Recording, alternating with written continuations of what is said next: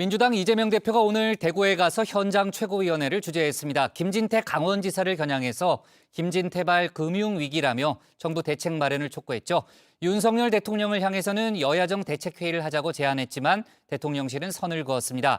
검찰의 대선 자금 수사 여전히 속도를 내고 있는데 이 소식까지 유정아 상황실장이 정리했습니다. 리스크를 해소해야 될 정부가 경제의 리스크의 중심이 돼서는 결코 안 된다는 생각을 해야 합니다. 정쟁에 빠져서 정치 보복, 야당 탄압에 국가 영역을 소모할 게 아니고 초당적 정치로 국가적 위기를 넘어가겠다는 결단이 필요합니다. 네, 최선의 방어는 공격이라는 말이 있죠. 민주당과 이재명 대표, 정부 여당을 향한 공격 모드로 돌아섰습니다. 타겟도 분명합니다. 일단 레고랜드 사태를 촉발한 국민의힘 소속 김진태 강원지사입니다.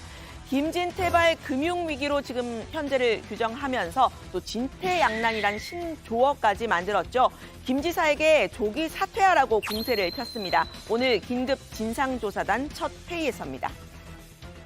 얕은 정치셈법으로 전임자 지우기에 나선 검찰 출신 경알못 도지사 김진태의 기한을 바라는 국민은 그 누구도 없습니다. 진퇴양난의 후폭풍이 계속되고 있습니다. 네, 경알못이요. 경제를 알지 못한다라는 뜻의 줄임말입니다. 어떤 분야나 사안에 대해서 잘 모른다 이렇게 말을 할 때 쓰이는데요. 예를 들면 술 알못 이렇게 술 같은 건 잘 알지 못한다. 그러니까 저 같은 사람이 이제 쓸 수 있는 그런 말인데요. 김진태 지사는 5.18 민주화운동 비하 발언, 또 태극기 집회 같은 곳에서 강경 발언을 해왔던 검사 출신의 보수 정치인이죠. 경제에 대해서는 잘 몰랐다는 게 민주당의 비판 포인트입니다. 이런 혼란스러운 시국에 김 지사가 베트남 출장까지 다녀온 점을 문제 삼았습니다. 좀 미안하죠. 네, 어찌 됐건 전혀 이제 본의가 아닌데도 상태가 이런 식으로 흘러오니까 좀 미안하게 됐고요. 문제가 터진 다음에도 문제 심각성 모르고 베트남 간 거 아닙니까? 기업이 도산하고 있잖아요 지금. 예. 그럼 일자리를 잃는 사람들이 생기잖아요. 그 사람들 피 마르잖아요. 지금 한가하게 지금 관광 무슨 정책 회의 갈 때예요 지금? 네, 그래서 하루 일찍 돌아온 김 지사 연내에 채무를 변제하겠다는 계획을 구체적으로 날짜까지 밝혔습니다.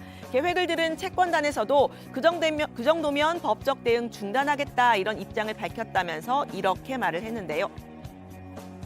연내 다 채무 이행하겠다. 12월 15일까지 이행하겠다고 변제 계획을 아주 구체적으로 밝혔습니다. 가을에 하는 2차 추경을 제가 안 하고 돈을 아껴놓은 게 있습니다. 그나마 이번에 긴급히 마지막 추경을 편성해서 좀 바꿀 수 있을 것 같습니다. 네, 하지만 민주당은요, 김 지사의 고위부도 의혹까지 제기를 했습니다. 김 지사가 2차 추경을 할 능력이 있었다고 직접 밝힌 부분에 더해서요, 김 지사가 이 채무 불이행 선언한 날 1차 금리 만기일 전날일 뿐이었다는 겁니다. 채권 상환의 최종 만기일은 내년 11월 28일이라서 1년 이상 남아 있었던 시점이었다고 했습니다. 만기일에 보증선 강원도는 400억만 보증액으로 채무 상환을 하면 되는데 이걸 지금 이 상황을 만들어 놓고 채권 시장이 위기에 몰리니까 12월 15일까지 2,050억을 갚겠다고 하는 겁니다. 400억만 갚으면 되는데 2,050억을 미리 갚게 되는 꼴이 돼버린 겁니다. 이것은 정치적 의도, 최문순 죽이기를 목적으로 하는 고위부도이다. 네, 민주당에서는 이미 시장의 신뢰가 무너졌기 때문에 정부가 투입한 50조로도 막지 못할 수 있다 이런 경고음까지 나왔는데요. 국민의힘 내에서도 김 지사의 거친 말과 무지를 지적하는 말이 나왔습니다. 윤희숙 전 의원은 다만 2014년 당시 성남시의 모라토리엄을 선언했던 이재명 대표가 비난한 일을 아니라고 했습니다. 좀 더 섬세하게 말씀을 하셔야 되는데 상대방은 저거는 빚을 갚겠다는 의지가 없는데 한국 시장과 금융시장, 전체 금융시장이 다 연결돼 있어요. 지금 이렇게 극도로 예민한 시장의 상황을 잘 인지를 못하신 게 아닌가 하는 아쉬움이 좀 있어요. 네, 민주당이 경알못이라고 공격한 사람 또 있습니다. 바로 윤석열 대통령인데요. 어제 비상경제 민생회의 80분간 전국에 생중계가 됐죠. 윤 대통령은 오늘도 모든 부처가 경제 활성화에 총력을 다해야 한다고 말했습니다. 앞으로는 이제 2차 전지라든지 바이오 등의 다양한 분야로 우리의 그 수출 영역을 더 확대해야 됩니다. 우리 기업이 과거에 박정희 대통령 시절에 그 수출 드라이브 정책을 펼 때하고는 우리 기업의 체급도 달라졌고 축적된 기술이라던가 경영관리, 국제화 역량 이런 것들이 엄청나게 변했습니다. 그러나 역시 경제가 어려울 때는 민관이 합쳐서 힘을 합쳐서 이러한 수출 촉진 전략을 펴야 될 때라고 저는 생각합니다. 네, 하지만 정작 최근에 이 김진태발 금융 위기에 대한 대책은 없었다는 게 민주당의 비판입니다. 어제 회의에서 가장 눈에 띄었던 대목, 부동산 규제 완화 부분이었죠. 중장기적인 전망이 줄을 이뤘다면서 전혀 비상하지 않은 비상대책회의였다, 이런 이야기가 나왔고요.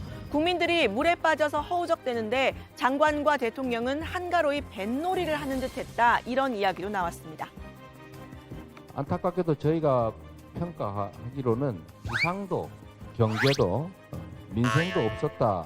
김진태발 금융위기 때문에 자금 시장이 엄청난 혼란에 빠졌습니다. 한국전력의 공사채가 5.99%의 이자율로 공사채를 발행했는데 유찰이 됐다고 합니다. 이 IMF 이후에 처음 있는 일입니다. 농담과 인증샷 놀이가 난무한 맹탕회의였습니다. 진퇴양난의 불씨가 거대한 산불로 이어지고 있는데 당장 불 끌 대책은 전무했습니다. 네, 레고랜드발 금융위기에 대한 언급이 없었던 데 대해서는 여권 내에서도 지적이 있었습니다. 제가 생각할 때는 설사 이제 다른 관계장관 회의에서 다뤄졌다 할지라도 어제 같은 대통령 주재회에서는 한번 이 점을 좀 짚고 넘어갔으면 더 좋지 않았을까 하는 생각이 듭니다. 장밋빛 전망만 하기엔 지금 우리 경제가 너무 위험하지 않습니까? 국민과 기업이 지금 가장 듣고 싶은 것은 눈앞에 닥친 경제 위기를 극복할 윤석열 정부의 의지와 전략인데 그게 없었습니다. 네, 여권 일각에서는 이 얘기가 장관 회의에서 공개적으로 또 구체적으로 다룰 얘기는 아니었다, 이런 이야기도 나왔는데요. 관련 소식은 들어가서 좀 더 이야기를 해보도록 하겠습니다. 이 대표와 민주당이 방어해서 공격으로 이렇게 태세를 전환했지만요. 검찰 수사 계속 이어지고 있습니다. 이재명 대표의 측근 정진상 실장에 대한 계좌 추적에 착수했다는 그런 보도가 나왔는데요. 성남시에 이 정 실장과 또 이미 구속된 김용 부원장의 급여 계좌 번호를 요청했다고 합니다. 앞서 유동규 전 본부장은 정 실장에게 2014년에 5천만 원, 또 2020년에 수천만 원의 금품을 전달했다는 진술 확보한 것으로 알려지죠. 여러 차례 술자리 접대도 있었다는 게 유 전 본부장의 진술인데요. 연일 작심한 듯 폭탄 발언을 쏟아내는 유 전 본부장. 오늘 대장동 재판이 끝난 후에도 기자들과의 질의응답 예고되어 있습니다. 만약에 저희 다정의 방송 중에 속보가 들어온다면 전해드리도록 하겠습니다. 다른 분들이 도발을 신고를 다 죽었다고 생각하는지 모르겠는데 그래서 흔적 같은 거 다 지워지는 건. 네, 민주당에서는 이 김용 부원장이 받았다고 주장하는 이 8억여 원, 경선이든 본선이든 대선 자금으로 쓰였을 가능성은 없다, 이런 입장 계속 견지하고 있습니다. 우상호 전 비대위원장은 코로나가 그 증거라고 했는데요. 불법 자금이 들어갔을 수도 있는 이 비공식적으로 쓰이는 돈의 대부분은 밥과 술을 사는 데 들어가는데 대선 당시에는 코로나 때문에 그런 자리 거의 없었다는 주장입니다. 자금 전달에 쓰인 돈가방과 박스를 검찰이 확보했다, 이런 보도도 나왔었죠. 이 부분도 억지 주장이라고 말했습니다. 제가 어저께 좀 웃었는데요. 어떤 분이 저한테 돈을 줬어요. 봉투에 담아서. 저는 돈을 받고 봉투를 돌려드리나요? 그런 금품 순수가 있어요? 사과 상자로 금품을 전달한 기업인들 있잖아요. 그러면 그 자리에서 돈을 트렁크에다가 쏟아붓고 사과 상자를 돌려드리나요?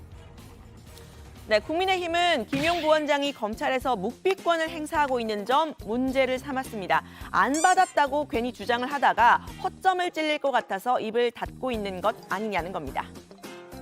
할 말이 없으니까 묵비권이죠. 왜냐면 안 받았다고 하면 그러면 그때 당시 왜 만났느냐 하면 만난 이유를 설명해야 되고, 그렇게 하면 상대방이 무슨 소리야 그때 당신이 이렇게 이야기했지 않느냐.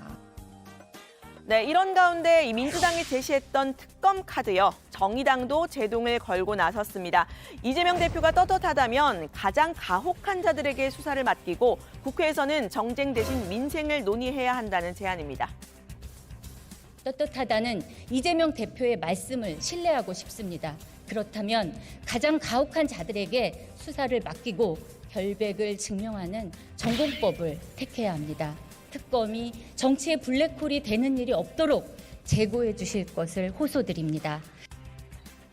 네, 민주당에서는 수사의 가혹함이 문제가 아니라 편향성이 문제라면서 재차 특검을 주장했습니다. 검찰의 수사 상황 좀 더 지켜봐야 할 듯합니다.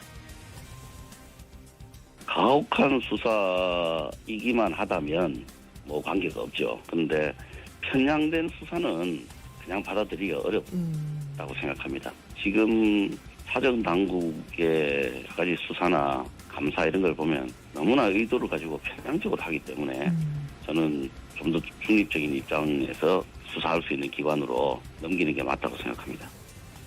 네, 공세 모드로 돌아선 이재명 대표는 오늘 윤석열 대통령을 향해서 여야정 대책회의 같은 대화를 촉구를 했는데요. 윤 대통령은 예산안 심의가 먼저라면서 대화의 선을 그었다는 게 대통령실의 설명입니다. 관련 소식 들어가서 이야기해보겠습니다. 오늘 발제 이렇게 정리합니다. 김진태, 윤석열 대통령 정면 비판한 이재명 대표. 리스크 해소해야 할 정부가 리스크의 중심.